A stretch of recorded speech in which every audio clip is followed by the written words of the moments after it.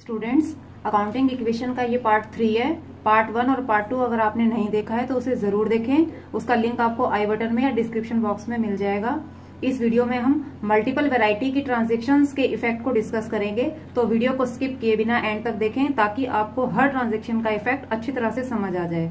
अगर आप हमारे चैनल पर नए हैं तो चैनल को सब्सक्राइब करें, साथ ही बेल आइकन भी क्लिक करें ताकि लेटेस्ट वीडियो का अपडेट आपको मिलता रहे। वीडियो पसंद आने पर लाइक, शेयर और कमेंट करना ना भूलें। तो चलिए स्टार्ट करते हैं आज का वीडियो। अकाउंटिंग इक्वेशन की ये फर्स्ट ट्रांजैक्शन है। Started business with cash, goods and furniture. तो 3 चीजें लगा के बिजनेस स्टार्ट किया गया है। तो इसका इफेक्ट क्या पड़ेगा? 50,000 से आपका कैश इंक्रीज हो जाएगा, गुड्स जो 60,000 के लगाए हैं उससे आपका स्टॉक इंक्रीज हो जाएगा, और फर्नीचर 80,000 से फर्नीचर इंक्रीज हो जाएगा, और तीनों को प्लस करके जो अमाउंट आएगा उससे आपका कैपिटल इंक्रीज हो जाएगा। तो देखिए स्टार्ट करते हैं इसे। तो सबसे पहले बिजनेस स्टार्ट हुआ है कैश लगा के, तो 50,000 से कैश इंक्रीज हो गया, 60,000 से आपके गुड्स इंक्रीज हो गए एंड 80,000 से आपका फर्नीचर इंक्रीज हो गया, और तीनों के अमाउंट को प्लस करके आपका कैपिटल इंक्रीज हुआ क्योंकि आपने ये तीनों चीजें एज ए कैपिटल लगाई हैं। तो 50,000 प्लस 60,000 प्लस 80,000, तो ये आपकी कैपिटल हो गई 1,90,000 की। तो आपने 1,90,000 रुपीज लगा के अपना बिजनेस स्टार्ट किया है, जिसमें कैश, स्टॉक और फर्नीचर इंक्लूड है। तब आप इससे इक्वेशन बना देंगे 50,000 plus 60,000 plus 80,000 equal to 1,90,000। Second transaction देखिए, goods sold for cash costing ₹10,000 and on credit costing ₹15,000, both at a profit of 20%। आपने गुड सेल करे हैं, कैश भी गुड सेल किया है और क्रेडिट भी गुड सेल किए हैं, और दोनों टाइप के गुड्स को आपने 20% प्रॉफिट पे गुड सोल्ड किए हैं। तो स्टूडेंट्स ध्यान से समझिए इस वाली ट्रांजेक्शन को। आपने जो कैश सेल किया है, इट मीन्स आपका 10,000 और 15,000 का कैश और क्रेडिट दोनों मिला के आपके गुड्स सोल्ड हुए हैं। तो इट मींस आपका 25,000 से तो स्टॉक डिक्रीज हो गया जो कि सेल हुआ है, जिसमें 10,000 का कैश सेल हुआ है और 15,000 का क्रेडिट सेल हुआ है। तो सबसे पहले हम अपने स्टॉक को डिक्रीज कर देते हैं 25,000 के अमाउंट से, क्योंकि आपका स्टॉक 25,000 से डिक्रीज हुआ है। उसके बाद आप कैश सेल से कैश को इंक्रीज करेंगे। तो कैश था आपका 10,000 के गुड्स को आपने 20% प्रॉफिट पे सेल किया है। इट मींस 10,000 के गुड्स को 2,000 के प्रॉफिट पे सेल किया है, तो आपका कैश 12,000 से इंक्रीज कर जाएगा। उसके बाद आपने 15,000 के गुड्स को भी 20% के प्रॉफिट पे सेल किया है। इट मीन्स 3,000 का प्रॉफिट 15,000 के गुड्स में इंक्लूड हो जाएगा। तो 15 प्लस 3,000 18,000 आपने क्रेडिट सेल करा है। तो इट मीन्स क्रेडिट सेल में आपके डेटर अराइज हो जाएंगे और 18,000 से आपका डेटर इंक्रीज कर जाएगा। तो आप 18,000 से डेटर को बढ़ा देंगे। उसके बाद स्टूडेंट्स आपने जो दोनों प्रकार की सेल की है, कैश सेल भी की है और क्रेडिट सेल भी की है, तो दोनों टाइप की सेल में आपने प्रॉफिट कमाया है। कैश सेल में आपने 2,000 का प्रॉफिट गेन किया है और क्रेडिट सेल में आपने 3,000 का प्रॉफिट है। तो आपने दोनों के प्रॉफिट के अमाउंट को प्लस करके उस अमाउंट से कैपिटल को इंक्रीज कर देना है। तो इट मीन्स 5,000 से आपका कैपिटल इंक्रीज हो जाएगा, जो कि प्रॉफिट का अमाउंट है। अब आप इसका नेट इफेक्ट एक बार जरूर चेक कर लेंगे आगे क्वेश्चन बढ़ने से पहले कि एसेट साइड कितने अमाउंट से इंक्रीज हो रही है और लायबिलिटी साइड कितने अमाउंट से इंक्रीज हो रही है। तो 12,000 प्लस 18,000 प्लस ये आपका 30,000 हो गया। इसमें से आप 25,000 माइनस कर देंगे तो प्लस का 5,000 है। इट मीन्स आपका एसेट 5,000 से इंक्रीज हो रहा है और आपका लायबिलिटी भी 5,000 से इंक्रीज हो रहा है। अब आप न्यू इक्वेशन बना लेंगे। 50,000 में 12,000 प्लस करेंगे तो 62,000 आ जाएगा। स्टॉक के लिए आपको 60,000 माइनस 25,000, ये आपके पास 35,000 आ जाएगा। फर्नीचर आपके पास 80,000 का है और डेटर आपके पास 18,000 के हैं, और यहां पर आपके पास सिर्फ कैपिटल है 1,95,000 की। नेक्स्ट ट्रांजेक्शन देखिए, purchase goods for cash ₹10,000 and credit ₹12,000। अब आपने गुड्स परचेज किए हैं कैश एंड क्रेडिट, तो कैश गुड्स आपने परचेज किए हैं 10,000 के और क्रेडिट आपने गुड्स परचेज किए हैं 12,000 के, तो इट मीन्स 22,000 से तो आपका स्टॉक इंक्रीज कर गया, तो आप 22,000 से अपने स्टॉक को इंक्रीज कर देंगे।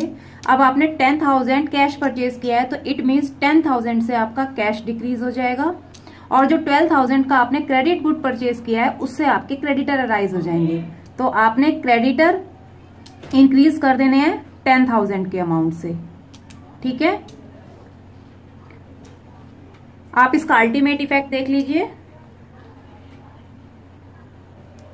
क्रेडिटर अराइज हो जाएंगे 12,000 के, तो 22,000 माइनस 10,000, तो आपका एसेट साइड 12,000 से इंक्रीज हो रहा है और लायबिलिटी साइड भी आपका 12,000 से ही इंक्रीज हो रहा है। अब आप न्यू इक्वेशन फाइंड कर लेंगे, 62,000 में से 10,000 माइनस करेंगे तो यू विल गेट 52,000, 35,000 में 22,000 प्लस करेंगे तो आपके पास आ जाएगा 57,000।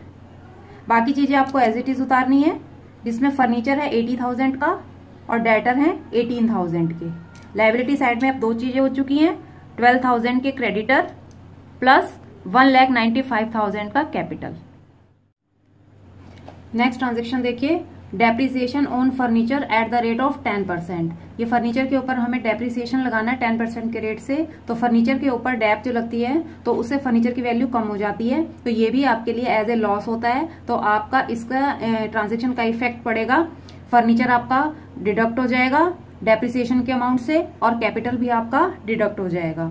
तो आपने 80,000 का आपका फर्नीचर है जिसके ऊपर 10% के रेट से डेप लगाना है, तो आप 80,000 का 10% करेंगे तो 8,000 से आपका फर्नीचर डिक्रीज हो जाएगा और 8,000 से ही आपका कैपिटल डिक्रीज हो जाएगा, क्योंकि फर्नीचर के ऊपर डेप लगना लॉस कंसीडर होता है और लॉस का इफेक्ट कैपिटल के ऊपर पड़ता है। आप न्यू इक्वेशन बना लेंगे, 52,000 का कैश है, 57,000 का स्टॉक, फर्नीचर आप कैलकुलेट कर लेंगे 80,000 माइनस 8,000 ये 72,000 आ जाएगा, 18,000 के आपके डेटर हैं,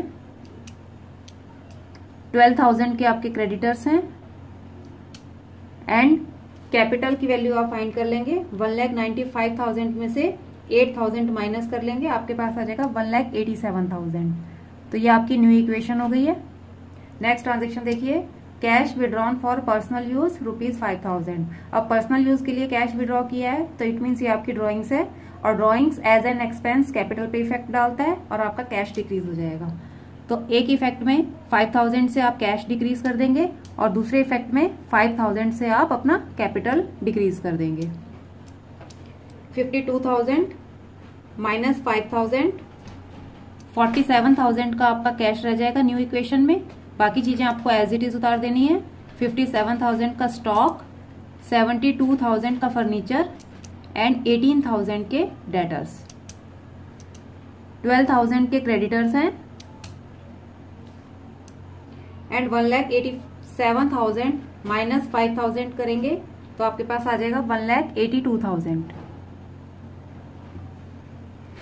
ये न्यू इक्वेशन बन गई है। अब आप नेक्स्ट ट्रांजेक्शन देखेंगे, paid rent ₹3,000 including ₹2,000 in advance.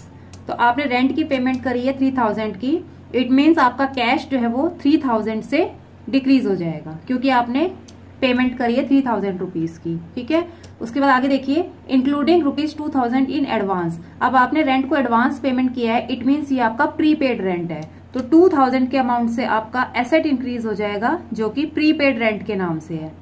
उसके बाद स्टूडेंट्स देखिए, एक्चुअली में जो इस साल का रेंट पेमेंट हुआ है वो 1,000 का हुआ है, 2,000 तो आपका एडवांस रेंट है इसलिए आपने उसको प्रीपेड रेंट में डाल दिया और एक्चुअल जो एक्सपेंस रेंट का हुआ है वो 1,000 का हुआ है, तो 1,000 के रेंट के एक्सपेंस से आपका कैपिटल डिक्रीज हो जाएगा।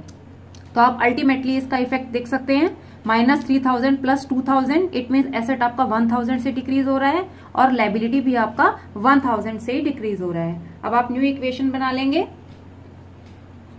44,000 का कैश, 57,000 का स्टॉक, 72,000 के फर्नीचर, 18,000 के डेटर एंड 2,000 का प्रीपेड रेंट, 12,000 के क्रेडिटर्स और कैपिटल का अमाउंट फाइंड कर लेंगे 1,81,000। नेक्स्ट ट्रांजेक्शन देखिए, salary outstanding ₹1,000 and salary paid ₹3,000। आप इन दोनों पॉइंट को सेपरेटली इसके इफेक्ट करेंगे। देखिए सैलरी आउटस्टैंडिंग ₹1,000, तो 1,000 की आउटस्टैंडिंग सैलरी है, इट मीन्स ये आपकी लाइबिलिटी है। तो आउटस्टैंडिंग सैलरी में 1,000 रुपीज से आपकी लाइबिलिटी इंक्रीज हो जाएगी और फ्यूचर में आपको ये 1,000 रुपीज पे करने हैं, तो it means as an expense आपका कैपिटल ₹1,000 रुपीज से डिडक्ट हो जाएगा। उसके बाद सेकंड पॉइंट है इसी का, सैलरी पेड ₹3,000। तो जब आपने सैलरी पे करी होगी तो इट मीन्स 3,000 का कैश डिडक्ट हो जाएगा और 3,000 रुपीज से ही आपका कैपिटल डिडक्ट हो जाएगा एज एन एक्सपेंस। अब आप न्यू इक्वेशन बना लेंगे। 41,000 का cash, 57,000 stock, 72,000 furniture, 18,000 debtor, 2,000 prepaid rent, outstanding salary 1,000 rupees की, क्रेडिटर 12,000 के एंड कैपिटल का अमाउंट आप फाइंड कर लेंगे 1,81,000 माइनस 4,000। ये आपके पास आ जाएगा 1,77,000। नेक्स्ट ट्रांजेक्शन देखिए, कमीशन रिसीव्ड इन एडवांस ₹4,000। अब आपके लिए ये कमीशन इनकम है और income received in advance as a liability consider होता है। तो कमीशन रिसीव्ड इन एडवांस से आपके दो इफेक्ट पड़ेंगे, एक तो आपका कैश इंक्रीज हो जाएगा और दूसरा आपकी लाइबिलिटी इंक्रीज कर जाएगी। तो देखिए आपको एडवांस कमीशन जो 4,000 का इंक्रीज हुआ है उससे आप 4,000 कैश इंक्रीज कर देंगे, plus commission received in advance आपकी लाइबिलिटी होती है तो 4,000 से आप लाइबिलिटी भी इंक्रीज कर देंगे। आप न्यू इक्वेशन बना लेंगे। 41,000 माइनस 41,000 प्लस 4,000, 45,000 प्लस 57,000 का स्टॉक, 72,000 का फर्नीचर, 18,000 के डेटर्स एंड 2,000 का प्रीपेड रेंट आप एज इट इज उतार देंगे। 1,000 की आउटस्टैंडिंग सैलरी, 12,000 के creditor and commission received in advance 4,000 plus 1,77,000 की कैपिटल। ये आपकी न्यू इक्वेशन बन गई है। अब आप नेक्स्ट ट्रांजेक्शन देखेंगे। Goods costing ₹3,000 were destroyed by fire. अब फायर होने की वजह से आपके गुड्स डिस्ट्रॉय हो गए हैं, तो गुड्स डिस्ट्रॉय हो गए इट मीन्स ये आपके लिए लॉस हो गया, तो इसका इफेक्ट कैपिटल पे पड़ेगा। और क्योंकि गुड्स डिस्ट्रॉय हुए हैं इसलिए आपका स्टॉक भी कम हो जाएगा। तो आप एक साइड से 3,000 रुपीज से स्टॉक डिक्रीज कर देंगे और दूसरी साइड में एज एन एक्सपेंस अपना कैपिटल डिक्रीज कर देंगे। तब आप न्यू इक्वेशन बना लेंगे।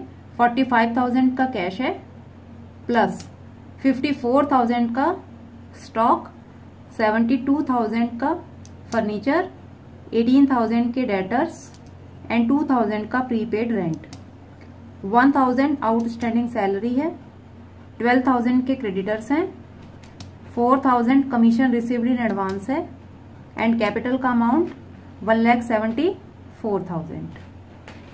नेक्स्ट एंड लास्ट ट्रांजेक्शन देखिए, रिसीव्ड सिक्योरिटी डिपॉजिट ₹6,000। अब आपको सिक्योरिटी डिपॉजिट के अमाउंट रिसीव हुआ है तो इट मीन्स एक साइड से आपके पास कैश इंक्रीज हो गया 6,000 रुपीज से।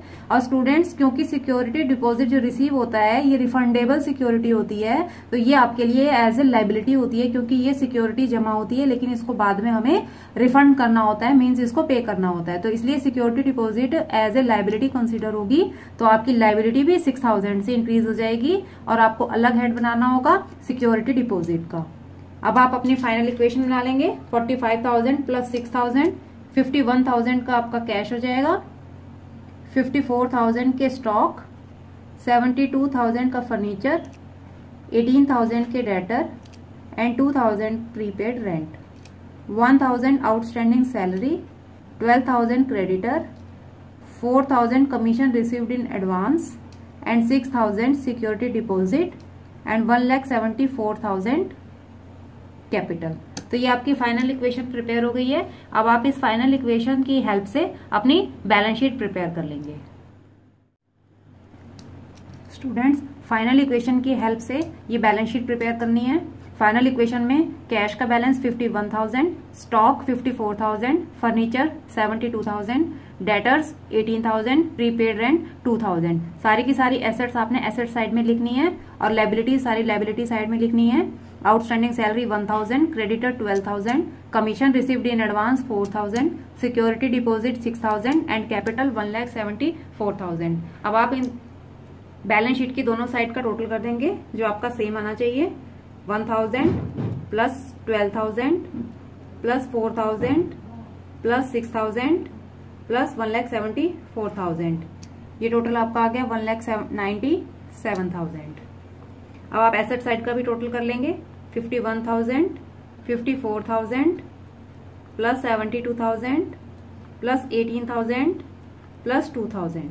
एसेट साइड का टोटल भी 1,97,000। तो इट मीन्स आपकी ये इक्वेशन बैलेंस बनी है और आपकी बैलेंस शीट की दोनों साइड का टोटल सेम आया है। आई होप आपको ये सभी ट्रांजेक्शन्स के इफेक्ट अच्छी तरह से समझ आए होंगे। डाउट हो तो कमेंट बॉक्स में लिखें, आपके doubts as soon as clear होंगे।